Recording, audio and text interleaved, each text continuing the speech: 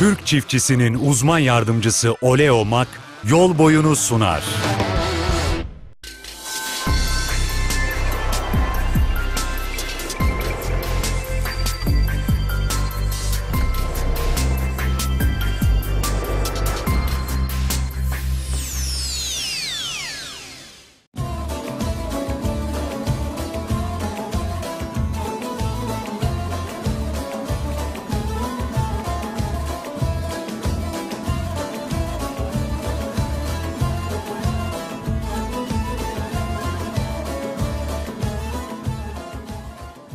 Sevgili seyirciler, Konya'dan hepinizi sevgiyle, saygıyla selamlıyorum. Bugün 3 Nisan 2014. Dediğim gibi Türkiye'nin tarımda öncü illerinden, son yıllarda ise özellikle tarım sanayisinde hem Türkiye'nin, bana göre de bölgenin önemli illerinden birindeyiz.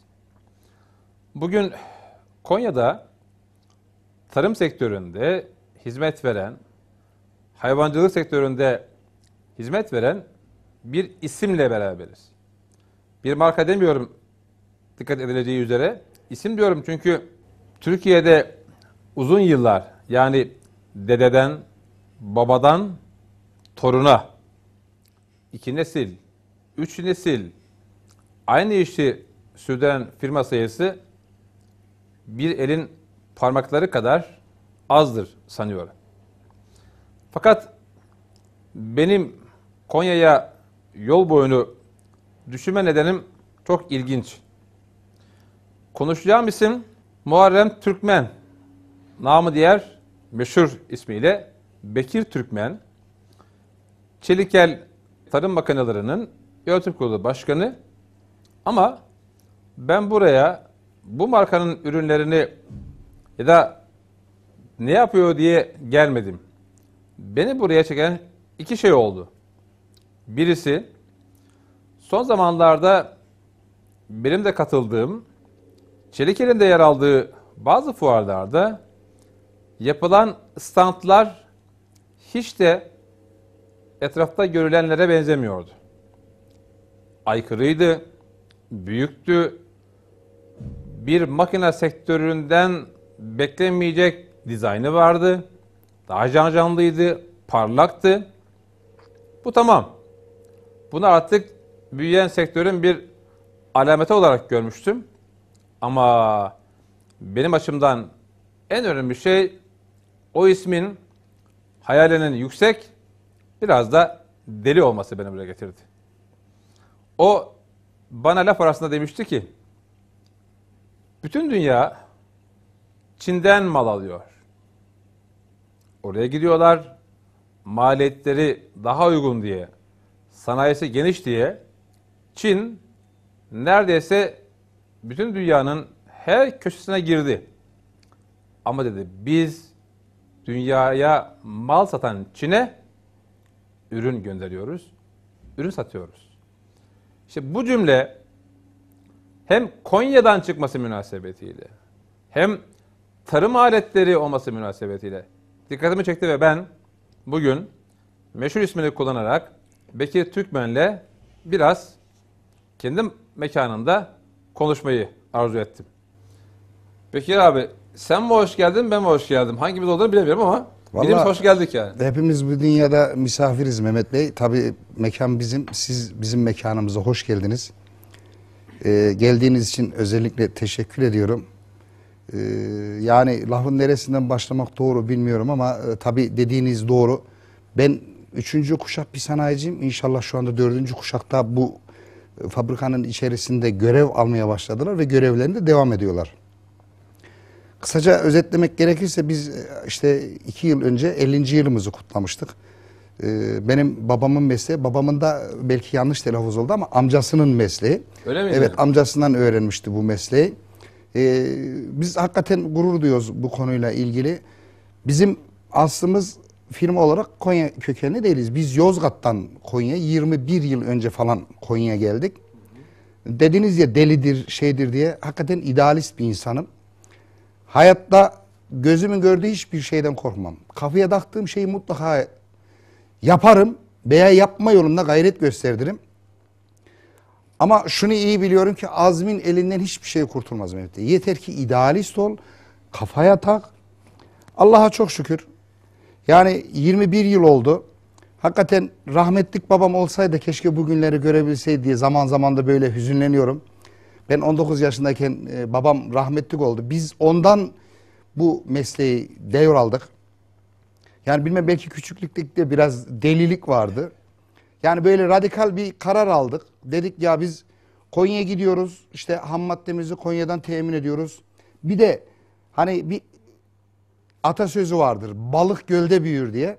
Hakikaten biz o zaman Yozgat'ta da babamın bıraktığı mirasın üzerine bir iki kalem makine de kattık ama yani ağzınla kuş tutsan, alemi cihan olsan Orada yapmıyor diyor. yani orada olmuyor. Küçük yerde olmuyor yani. Şöyle yapalım abi. Sen tabii hızlısın ya.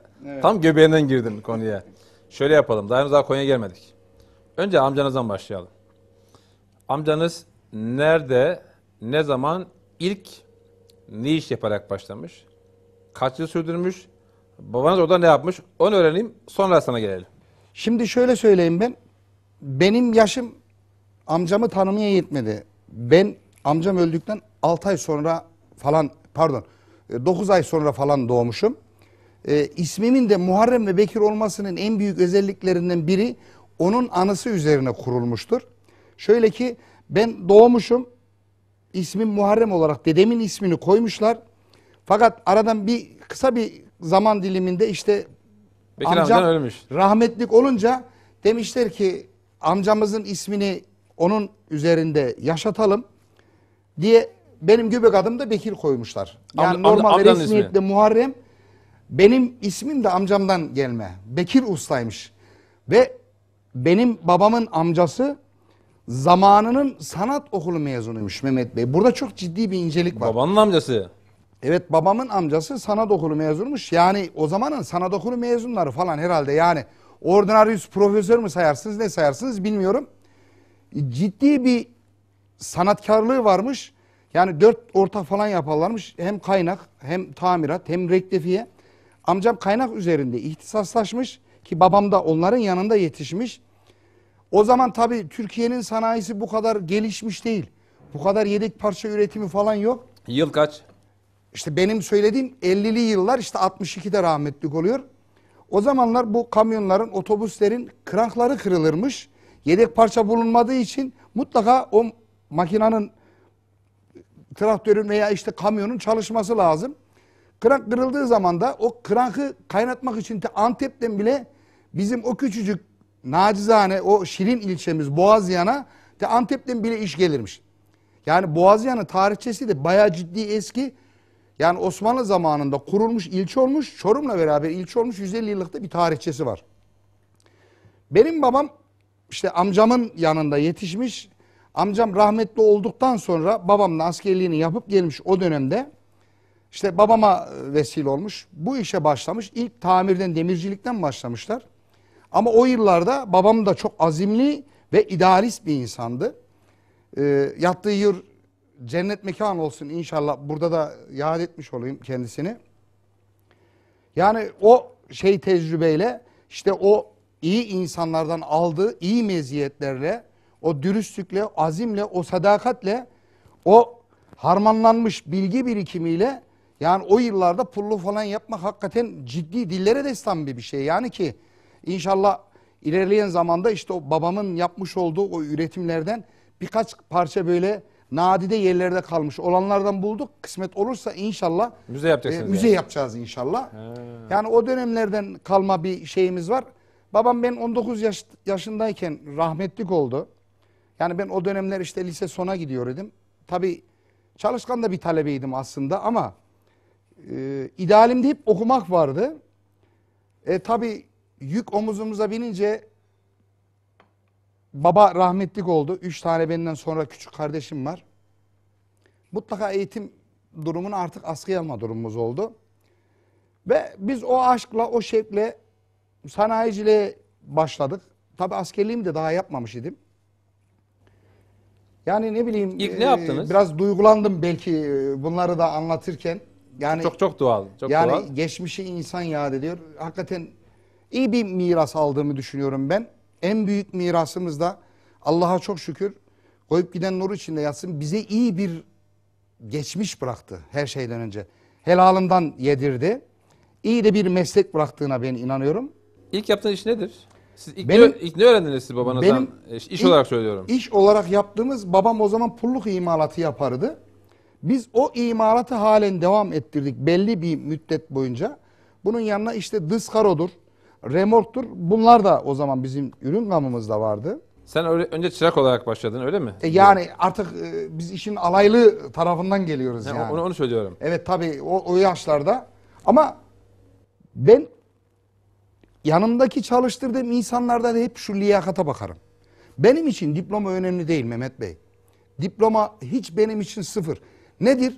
Diplomasından ziyade ben liyakatına bakarım ve işi sevmesine bakarım elemanın. Ben eğer yanıma aldığım insan o işi seviyor ise onun başaramayacağı hiçbir şey yoktur mantığıyla hareket eden bir insanım. Babanın yanında kaç sene çalıştın? Yani hem okula gidiyorduk hem de biraz cebren de olsa işte atölyeye giriyorduk. Ama yani hani insan gidip geldikçe gördükleri şeylerden ciddi bir şeyler öğreniyor. Yani bizim ilçemiz belki küçük sanayi kenti değil ama hakikaten o küçük ilçede iyi bir kökenden gelme bir yapımız var. Yani ağacın kökü ne kadar sağlam olursa binanın temeli ne kadar sağlam olursa üzerindeki binada o derece sağlam durur diye düşünüyorum ben. Yani biz de bunu şu anlamda söylüyorum. Hakikaten ismini aldığımıza da çekmişiz. Biraz idealistliğimiz, çalışkanlığımız, kalite düşkünlüğümüz ondan geliyor olsa gerek diye düşünüyorum. Babanızın ölümünden kaç sene sonra daha kaldınız Boğazlayan'da? Aşağı yukarı biz babam 82 yılında rahmetlik oldu. Biz 93 yılında Konya'ya geldik. Yani 21 yıl falan oldu. Ben Konya'ya gelmeden önceki hali merak ediyorum. Babanız ölümünden sonra siz hangi işle meşgul oldunuz? Yine aynı bu işi yaptım. Bu mesleği yaptım. Ne yaptınız? Pulluk Pulluk? imalatı yaptım.